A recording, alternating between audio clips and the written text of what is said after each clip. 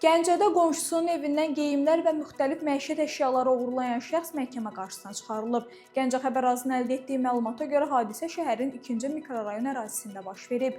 İş materiallarına əsasən təqsirləndirilən Vahid sərxoş vəziyyətdə tamah niyyəti ilə zərərçəkmişə məxsus mənzilə gecə saatlarında pəncərədən daxil olub.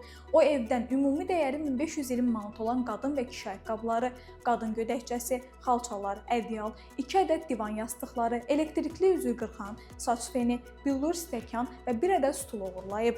Məhkəmədə ifadə verən təqsirləndirilən şəxs ittiham üzrə özünü qismən təqsirli bildiyini deyib. O bildirib ki, mənzildən stul, divan yastıqları, saç feni, çaydan, elektrikli üz qırxan, xalçalar, ədyal, billur qablar və bir cüt kişi ayaqqabısı götürüb. Lakin ittiham aktında göstərilən qadın gödəkçəsini, 2 cüt qadın ayaqqabısını və digər 2 cüt kişi ayaqqabısını oğurlamadığını iddia edib.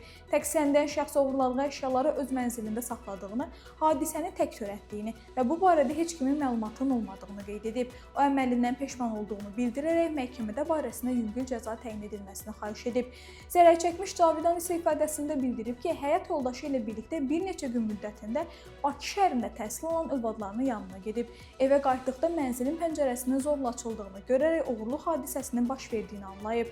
Zərərçəkmiş şəxs məhkəmədə bildirib ki, oğurlanmış əşyaların bir hissəsi geri qaytarılsa da qadın gödəkçəsi, 2 cüt qadın ayaqqabısı və 2 cüt kişi ayaqqabısı tapılmayıb. Bu səbəbdən ona vurulmuş maddi ziyanın tam ödənilmədiyini qeyd edən zərərçəkmiş şəxs təqsirləndirilən şəxslə barışmadığını və onun ciddi şəkildə cəzalandırılmasını istəyib. Gəncə şəhər məhkəməsinin hökmü ilə Vahid Cinayət Məcəlləsinin yaşayış sahəsinə qanunsuz daxil olmaqla oğurluq maddəsi ilə təqsirli bilinib və 3 il müddətinə azadlıqdan məhrum etmə cəzasına məhkum edilib. Qeyd edək ki, adları şərti verilib.